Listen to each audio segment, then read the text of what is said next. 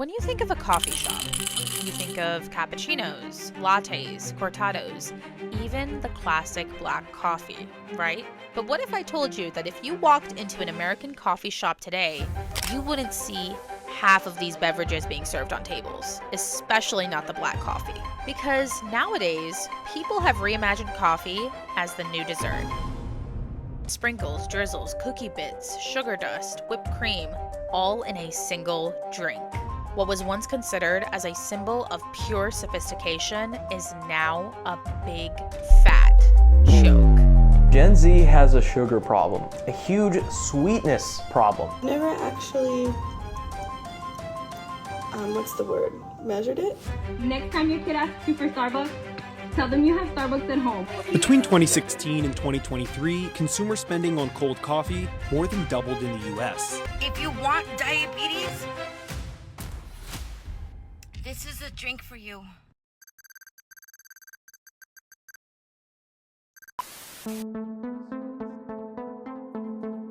Before the mid-1990s, coffee shops used to only know of a couple different types of coffee: basic drip, instant coffee, and some espresso-based drinks. Drink your cappuccino. But then Starbucks discovered something dangerously decadent that would completely change their brand forever. The Frappuccino was developed to drive sales during the afternoon and summer months, during which coffee consumption was at an all-time low. The company first came across this dessert-like drink at a Boston-based coffee shop called The Coffee Connection, which was owned by George Howell. Starbucks loved the concept so much that they bought both the coffee shop and the rights to the Frappuccino. And for many teens in the 1990s and beyond, this drink became their rite of passage into adulthood. Since before this, coffee was known as that boring grown-up drink that kids weren't allowed to touch unless they were pushing 30. I mean, nowadays there's Frappuccinos in school vending machines, but that's besides the point. As Starbucks was printing money nonstop, Frappuccinos contributed to obesity in the mid-1990s, joining the club of sugar-sweetened beverages. Studies have shown that sugar-sweetened beverages accounted for at least 1/5 of the weight gained between 1977 and 2007 in the United States. Unlike solid food choices, liquid calories from SSBs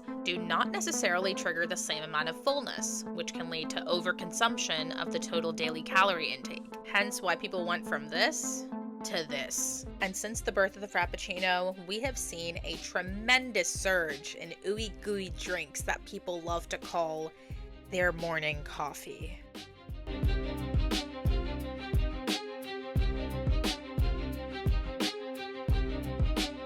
Fast forward to today, Starbucks has become Build-A-Bear for diabetics. And don't even get me started on Dunkin' customers. At Dunkin', the ratio is literally 1% coffee and 99% liquid cane sugar. This is I'm gonna someone. Like literally someone. All of a sudden, creators started doing daily vlogs like, come get my morning coffee with me, POV, your 400 calorie routine drink, or this is how you romanticize your morning. And the drinks are nothing short of cake batter. But the algorithm loves it. You're not just getting a coffee anymore. You're getting a personality trait.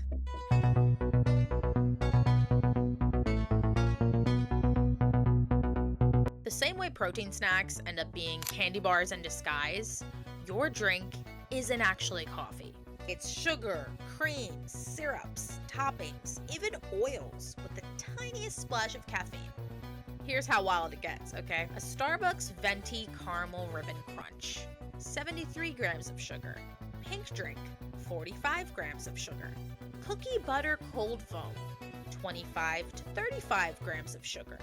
Dunkin' Caramel Swirl, 12 grams of sugar per pump. There are people who order 6 pumps of caramel swirl. Just imagine their arteries right now.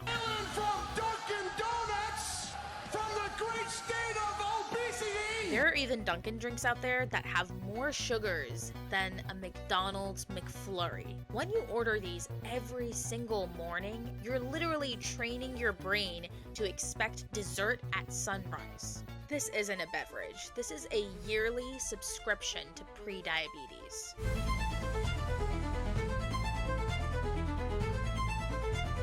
While sugary drinks, energy drinks, sweet coffees, and those little treats are on the rise, so is pre-diabetes.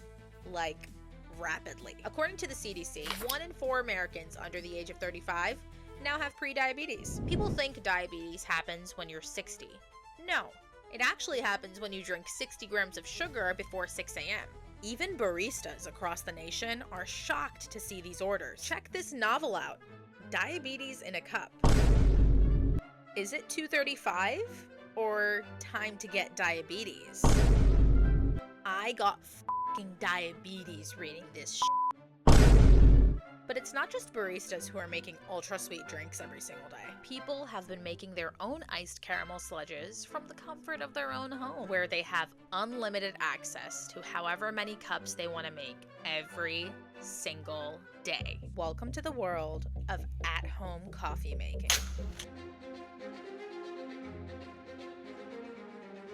So we've got a Biscoff iced latte. She's going in with the Biscoff butter and making milk out of it, okay? She drizzled the cup with more Biscoff butter. She poured the tiniest bit of coffee in there and makes Biscoff cold foam with a little bit of caramel drizzle. Don't forget that. And that big fat cookie. All right, let's see what happens with this one. Tres leches iced coffee latte. So we've got some condensed milk syrup. Oh, that's a lot. Okay.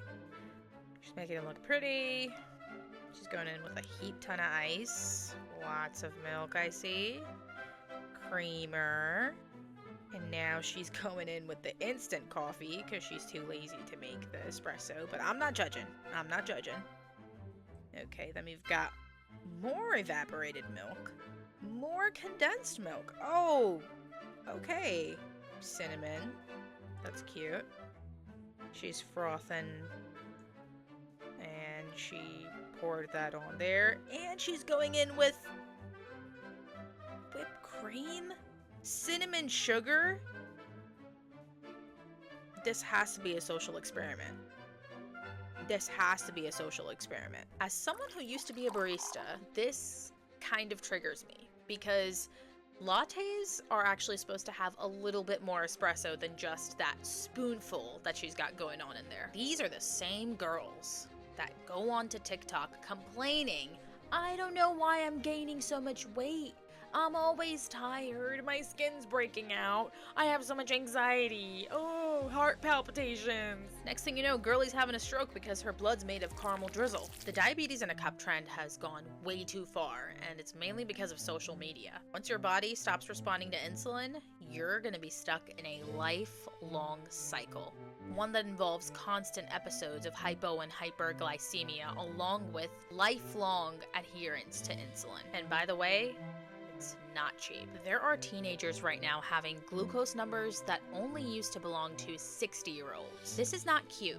This is not girly. It's not an aesthetic. This is a health crisis. And brands, they want your money. We as a generation, if not a society, are trapped in a vicious cycle where we drink more, we crash more, we crave more, and we spend more. And this cycle keeps happening over and over until finally some doctor comes with the news that we've been dreading to hear. This is the trap because this entire industry knows how stressed, tired, and overstimulated you are and are trying to make big bucks out of that. And what do they sell you? They sell you comfort in a cup, something to provide a sweet escape. Nobody's saying never drink sweet coffee again, but your daily order should not be dessert. Your body is not made to run on sugar spikes and crashes. You're meant to run on clarity, confidence, and choices that actually support the life you're building.